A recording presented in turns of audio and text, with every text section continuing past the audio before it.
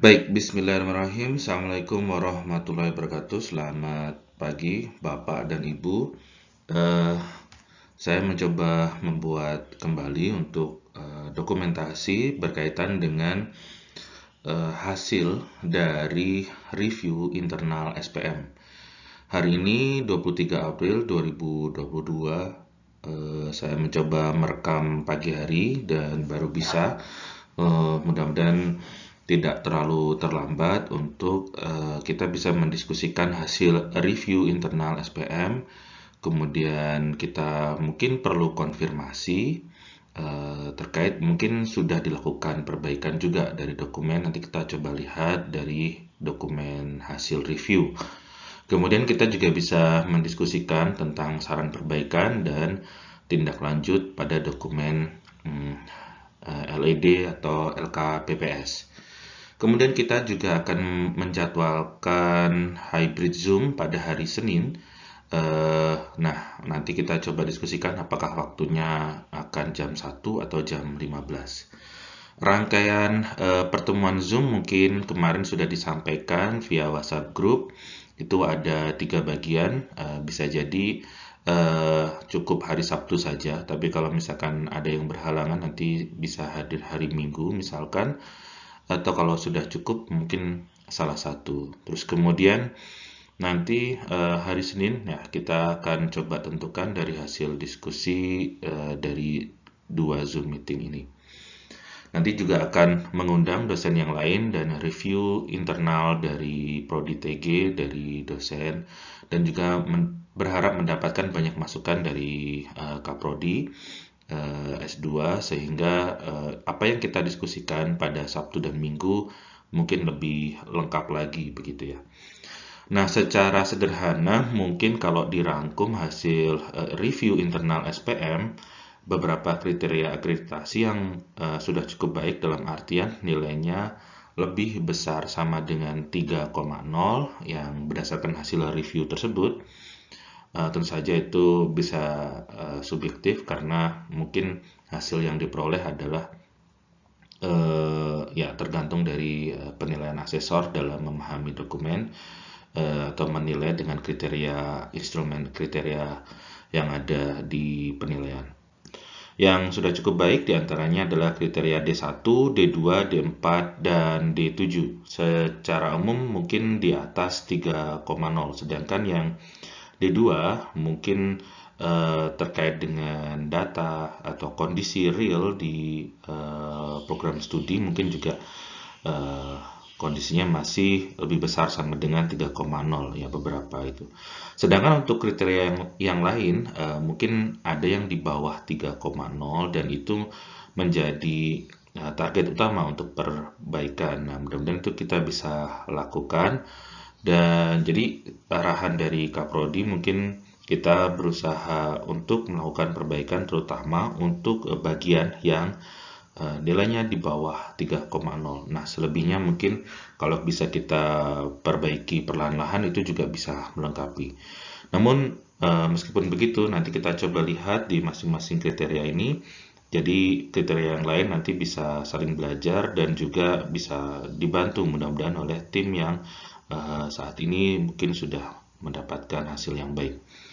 Oke, kita coba review di bagian pendahuluan.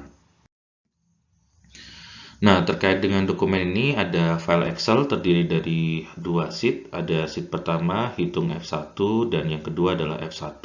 Hitung F1 ini mungkin secara umum, sedangkan yang F1 itu yang lebih detail. Nah, ini kurang lebih dokumennya dinilai pada tanggal 4 April berdasarkan data ini, berarti dokumen kita berkemungkinan adalah 28 Maret 2022 atau mungkin kalau menyusul itu kemungkinan dokumen tanggal 7 atau tanggal 8 April. Jadi ada kemungkinan itu. Artinya mungkin saran-saran ini sebagian sudah dilakukan perbaikan oleh tim, sebagian kecil atau mungkin sebagian besar. Terus kemudian di sini ada saran-saran yang bisa kita perhatikan untuk dokumen dan ini ada kriteria. Kalau misalkan di saran-saran ini tidak ada, mungkin kita bisa mengecek di bagian indikator dan kita bisa melengkapi dokumen kita dengan catatan yang ada di sini. Oke, kalau kita perhatikan di sini mungkin jadi masukan terkait dengan dokumen bahwa kita perlu memahami bahwa penyusunan dokumen itu yang dokumen utama tidak hanya LED tetapi disarankan LKPPS itu juga sebagai dokumen utama. LKPPS itu adalah dokumen yang memuat tabel dari Excel, ada file Excel yang LKPPS, ada LKPPS yang dalam bentuk Word atau dokumen. Untuk itu mungkin beberapa analisis yang ada di LED yang tidak ada di bagian LED mungkin kita bisa masukkan ke LKPPS. Karena di bagian LED kita memiliki batas halaman. Nah, itu juga menjadi constraint. Nah, mungkin ketika ada hal yang perlu dilengkapi nanti kita bisa lakukan di LKPPS. Kemudian juga di bagian Excel mungkin kita ada problem berkaitan dengan format yang ada di Excel sehingga beberapa perhitungan itu terkunci. Jadi mungkin yang bisa kita lakukan adalah di laporan LKPPS yang bagian Word. Oke, itu menjadi bagian awal. Kemudian ini masih sama ilustrasinya dengan yang tadi. Mungkin ini bisa dibaca lebih detail berkaitan dengan catatan yang tadi kita bahas di slide berikutnya. Nah, kemudian yang di sheet F1 di sini adalah bagian yang lebih detail, dan di sini ada nilai, ada bobot, ada nilai bobot. Nah, mungkin kita fokus ke bagian sebelah sini yang terutama yang nilainya di bawah 3,0. Kemudian untuk syarat minimum ini diperhatikan untuk beberapa saja, karena hanya ada beberapa yang perlu dipenuhi untuk mencapai syarat unggul misalkan. Nah, misalkan pada poin ke 51 atau poin ke 52 misalkan seperti itu. Nah, itu harus memenuhi kriteria unggul 2,0 atau 3,0 atau 3,5 dari nilai ini, sehingga itu nanti akan bisa dipertimbangkan ke hasil akreditasi yang unggul.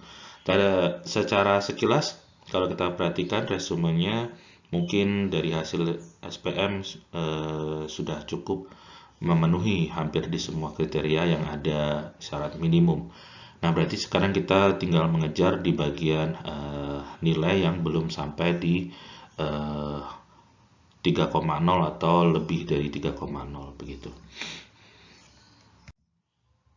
Nah, saya mulai dari D1. Ini termasuk yang relatif baik karena secara umum hampir semuanya sudah di atas 3,5 mungkin ya, 3,5. Jadi mungkin beberapa catatan ini bisa jadi masukan dan bisa dilengkapi dokumennya terkait dengan narasi atau gambar misalkan.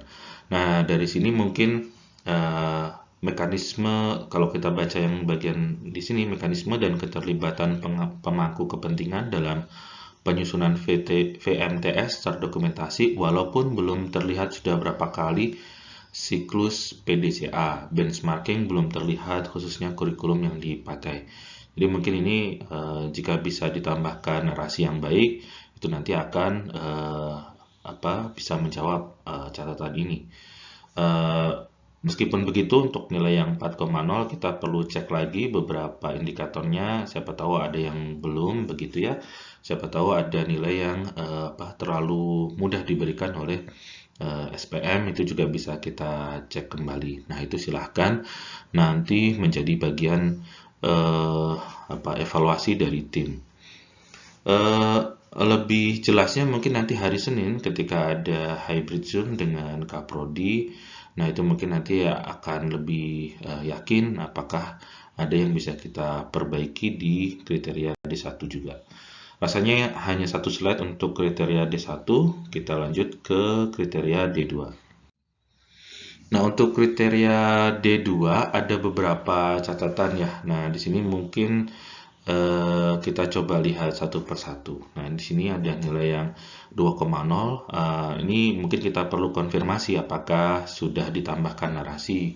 Nah, mungkin ini berkaitan dengan saran perbaikan, yaitu dalam LKPPS untuk kriteria tata pamong, tata kelola, dan kerjasama hanya terlihat kerjasama. Perlu menunjukkan bukti atau pengakuan yang sahih bahwa pimpinan YPPS memiliki karakter kepemimpinan operasional, organisasi, dan publik. Jadi mungkin bisa dilengkapi misalnya dengan SK dekan atau apapun yang menunjukkan berkaitan dengan peran dari pimpinan UPPS. Terus kemudian, nah ini masih juga catatan berkaitan dengan kapabilitas pimpinan UPPS, belum ada info di LED mungkin dapat dirangkum dan dianalisis dari kapabilitas pimpinan UPPS yang mencakup ini, perencanaan, pengorganisasian, penempatan personel, pelaksanaan, pengendalian, dan pengawasan, pelaporan yang menjadi dasar tindak lanjut. Nah, ini mungkin perlu dideskripsikan, nanti mungkin bisa dicek di beberapa SK, jadi mungkin tinggal ditambahkan narasi, kurang lebih seperti itu di dokumen. Nah, ini masih sama dengan slide bagian terakhir. Ini mungkin nilainya tadi dikategorikan masih 3,0. Jadi mungkin masih ada celah atau ruang untuk perbaikan. Kemudian, nah di sini ada komentar berkaitan dengan kerjasama wilayah atau lokal itu mungkin belum ada info atau mungkin sudah ada kelengkapan data, nanti kita konfirmasi. Nah mungkin dari situ akan mempengaruhi berkaitan dengan penilaian bagi yang sebelah sini, karena di sini ada nilai 2, misalkan internasional NI, kemudian NN, nasional, kemudian NW. Nah di sini kalau misalkan ada mungkin mungkin akan baik dalam penilaian. Nah, nanti mungkin kalau tidak ada ya berarti itu adalah data yang kita punya. Kemudian tidak tersedia indikator tambahan dari UPPS. Nah, waktu itu mungkin saya sempat menyampaikan dan kalau tidak salah sudah dilakukan perbaikan. Nah, nanti kita coba tanyakan kembali terkait dengan indikator kinerja dari dokumen. Sepertinya sih sudah yang bagian ini dan ini harusnya mungkin akan bisa naik untuk nilainya. Ya mungkin waktu dikumpulkan kemarin, waktu di review dokumen ini belum ada begitu ya. Terus ya, di bagian selanjutnya ini masih ada tidak tersedia kinerja UPPS dan analisisnya. Ini mungkin berkaitan dengan tadi ya hasil kriteria tambahan. Nah, mungkin ini kalaupun sudah ada ini nanti akan lebih baik dan nilainya mungkin akan lebih dari 1,0. Oke, itu yang kriteria D2. Ya D2. Ya, kita lanjut ke kriteria D3. Nah, ini kriteria D3. Sebelum ke kriteria D3 di sini ada rangkuman di file F1-nya. Jadi ini mungkin ada beberapa saran tambahan yang bisa dipertimbangkan terkait dengan yang kita sampaikan di dokumentasi sebelumnya. Nah, untuk D3 ini seperti yang disampaikan di awal, D3 itu kurang lebih sudah nilainya di atas 3,0. Ya, jadi mungkin ini berkaitan dengan komentar ada tren penurunan. Mungkin ini turunannya mungkin apakah lebih besar dari 10%, mungkin perlu kita jawab atau mungkin perlu ada penjelasan. Terus kemudian ini sudah ya, rasanya yang lain sudah cukup. Yang di bagian akses dan mutu layanan kemahasiswaan D3 ini mungkin ada tapi mungkin belum maksimal, ini seharusnya menjadi masukan. Mungkin ada beberapa layanan yang belum bisa mudah diakses atau mungkin ini adalah penilaian pada kriteria subjektif dari asesor ya, mungkin apakah akan dinilai 3,5 atau 4 begitu. Oke, jadi kalau misalkan ada perbaikan nanti bisa dicek lagi apa yang menjadi catatan dari reviewer. Oke, sementara saya coba rangkum di bagian kriteria D1 sampai D3 dulu. Kita lanjut di video berikutnya. Oke, terima kasih.